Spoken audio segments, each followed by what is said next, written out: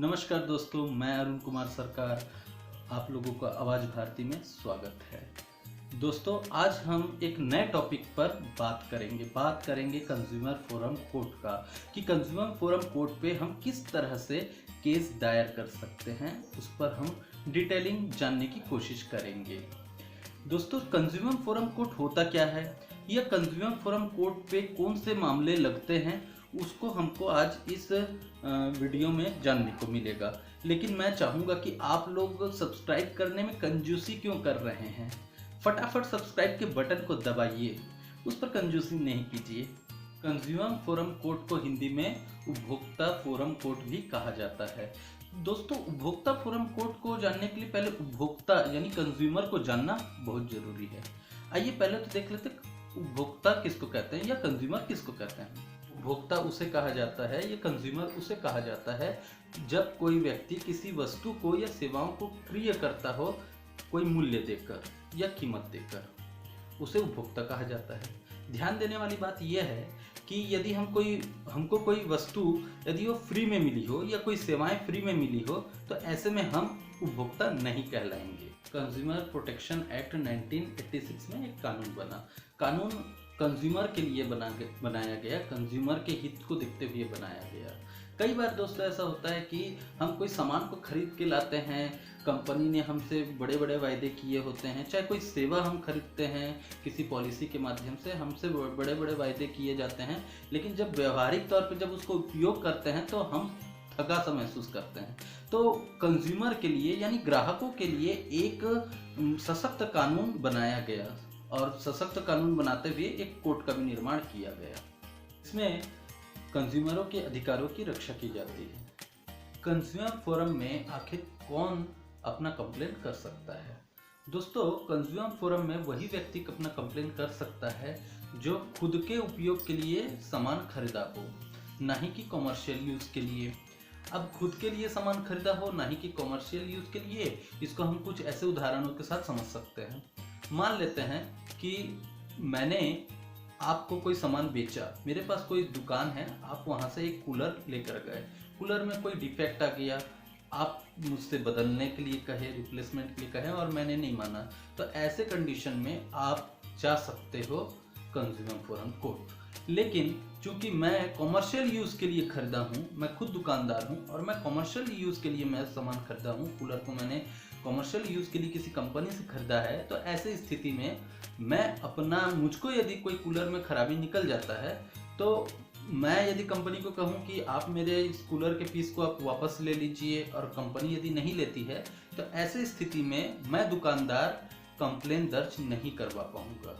इसी में एक दूसरा भी बिंदु है कि आपको वो सामान या वो सर्विस फ्री में ना मिला हो, मतलब दान में दी हुई चीज़ों का या फिर फ्री में दी गई कोई सेवाओं का या वस्तुओं का आप मामला, यदि वो सेवाएं यदि खराब निकल जाए या ये वस्तु खराब निकल जाए, तो आप ऐसे में कंज्यूमर फोरम कोर्ट का सहारा नहीं ले सकते हैं। किन किन परिस्थितियों में ग्राहक अपना कंप्लेन दर्ज करवा सकता है? तो देखिए, यदि आपको कोई सामान यदि तय मूल्य से या MRP से कोई महंगा लगा दिया हो, तब आप अपना कंप्लेन दर्ज करवा सकते हैं। या कोई सामान में आपके मिलावट हो, तब आप कंप्लेन दर्ज करवा सकते हैं। आपको किसी कंपनी ने पॉलिसी बेचा, वो पॉलिसी आगे चल के खोखली साबित होती है, तब आप अपना कंप्लेन दर्ज करवा सकते हैं। ऐसे परिस्थितियों में आप अपना कंप्लेन कंज्यूमर फोरम कोर्ट पर दर्ज करवा सकते हैं। किसी सामान में कोई डिफेक्ट निकल गया हो और आप बराबर उस कंपनी से या उस दुकानदार से गुहार लगा रहे हैं कि मेरा सामान वापस कर दिया जाए, ऐसे में यदि कंपनी हो या दुकानदार हो, यदि वो आपके बातों को महत्व नहीं देता है, तो आप अपनी बातों को लेकर कोर्ट जा सकते हैं, अर्थात कंज्यूमर फोरम कोर्ट जा सकते हैं। हमको कंज्यूमर फोरम कोर्ट से रेमेडीज क्या क्या मिल सकती है? तो हमको मान लेते हैं कि सामान खराब मिला है, डिफेक्ट मिला है, तो हम उस सामान की वापसी के लिए मांग कर सकते हैं। हम क्षतिपूर्ति के लिए मांग कर सकते हैं। हमको जो मानसिक असंतोष हुआ है या आर्थिक असंतोष हुआ है, उस पर भी हम मांग कर सकते हैं। हम रिप्लेसमेंट के लिए बोल सकते हैं कि हमारे सामान को रिप्लेस किया जाए, या हम ये भी कह सकते हैं कि हमारा जो सामान है उसके बदले में उसको रिपेयरिंग करके दिया जाए। गारंटी वारंटी पर यदि हमको सही ढंग से सेवाएं यदि नहीं मिल रही है, तो उस पर भी कोर्ट चाहे तो चीज़ों को पूरा करके दे सकता है। केस करने से पहले एक ज़रूरी बात आपको बताना चाहूँगा। आप जब भी कंज्यूमर फोरम कोर्ट पे अपना केस लगाएं, तब आप एक बात जरूर ध्यान दे दें कि यदि आप किसी दुकानदार के ऊपर में यदि केस कर रहे हैं या किसी निर्माता कंपनी के ऊपर केस कर रहे हैं, तो चाहिए कि आप उन्हें अपने वकील के जरिए एक नोटिस भिजवा दें और कम से कम उस दुकानदार को या निर्माता कंपनी को 15 दिन का समय दिया जाए।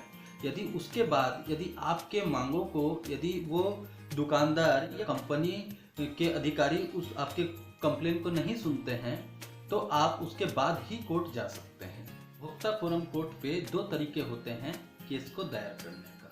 या तो आप ऑनलाइन भी कर सकते हैं या आप ऑफलाइन भी कर सकते हैं। अब दोस्तों, यदि ऑनलाइन करना है तो आपको क्या चाहिए होगा। यदि आप अपना कंप्लेन ऑनलाइन दर्ज करवाना चाहेंगे तो आपको इसके पहले तो वेबसाइट में जाना पड़ेगा। वेबसाइट में जाने के बाद अपना एक आईडी बनाना पड़ेगा, एक पासवर्ड जनरेट करना पड़ेगा और समस्त परेशानियों को उस पर लिखना पड़ेगा कि आपने कब सामान खरीदा, कितने में सामान खरीदा, उसकी वारंटी क्या है, गारंटी क्या है, आप को क्या समस्या हो रही है उस सामान से, उसके समस्त जो डॉक्यूमेंट होंगे दुकान से, जो आपको रसीद वगैरह मिले होंगे, वो सबको आपको उसमें अटैच करना पड़ेगा। ये ऑनलाइन की बात, ऑफलाइन भी देख लेते हैं। ऑफलाइन के लिए आपको पहले कोर्ट जाना पड़ेगा। कोर्ट जाकर 3 आवेदन जमा करने पड़ेंगे। हाँ दोस्तों, 3 आवेदन जमा करने पड़ते हैं। साथ ही साथ में आपको उस आवेदन में ये सब चीज़ लिखना पड़ेगा कि आपका सामान आपने कब खरीदा, वो सामान क्या था, कितने में आपने खरीदा, उसके में कब डिफेक्ट समझ में आपको आया, आपको किस तरह की परेशानियां हो रही हैं, आप क्या क्या मांग कर रहे हो, उसमें गारंटी कब था, वारंटी कितने दिन का था, सब चीज़ों को आपको बताना पड़ेगा। शपथ पत्र भी देना पड़ेगा। 2 वर्षों के अंदर आप अपना कंप्लेन कोर्ट पे यानी कंज्यूमर फोरम कोर्ट पे जमा करवा सकते हैं। ये तो एक बात हुई। अब दोस्तों, कुछ बातों को और ध्यान हमको रखना पड़ेगा। यदि आपका मामला 20 लाख तक का है तो डिस्ट्रिक्ट फोरम कोर्ट पे लगेगा। यदि आपका मामला, फिर से दोहरा दूं, 20 लाख तक का है तो डिस्ट्रिक्ट फोरम कोर्ट पे लगेगा। और यदि आपका मामला 20 लाख से लेकर 1 करोड़ रुपए तक का है तो स्टेट कमीशन फोरम कोर्ट पे लगेगा। और यदि आपका मामला 1 करोड़ से अधिक है, जी हाँ दोस्तों, 1 करोड़ से यदि मामला अधिक है तो नेशनल कमीशन पे लगेगा। कंज्यूमर फोरम कोर्ट पे आखिर कोर्ट फीस कितना लगता है उसके बारे में भी हम बताते हैं। देखिए, दरअसल क्या है, यदि मामला 20 लाख तक का है तो आपको अधिकतम 500 रुपये तक लग सकता है कोर्ट फीस। यदि मामला 20 लाख से लेकर 1 करोड़ तक का है तो आपको लग सकता है अधिकतम 4000 रुपये तक का फीस। ये सारे फीस को आप ड्राफ्ट के जरिए ही कोर्ट पे जमा करवाएंगे।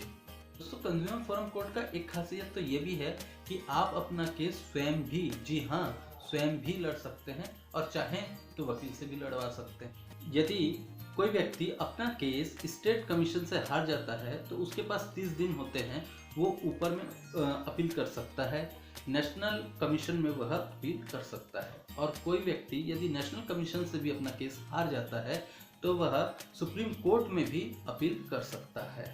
आइए अंत में ये भी जान लेते हैं कि यदि फैसला उपभोक्ता के हक में हो जाता है और कंपनी या दुकानदार उस फैसले को, अर्थात कोर्ट के फैसले को यदि नहीं मानती है, तो दुकानदार या कंपनी के ऊपर में किस तरह से कोर्ट एक्शन ले सकता है।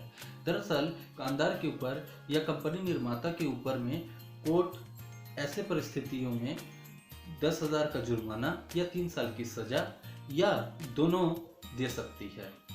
दोस्तों, आज हमने उपभोक्ता फोरम के बारे में महत्वपूर्ण बातों को जाना है। उम्मीद करता हूं कि आप लोगों को सारी बातें समझ आई होंगी। साथ ही साथ दोस्तों, मैं ये भी कहूँगा कि व्यवहारिक जीवन में इनको उपयोग करने से पहले आप किसी एक अच्छे वकील की सलाह ले लें। जागो ग्राहक जागो। जय भारत, जय कोरबा, जय छत्तीसगढ़।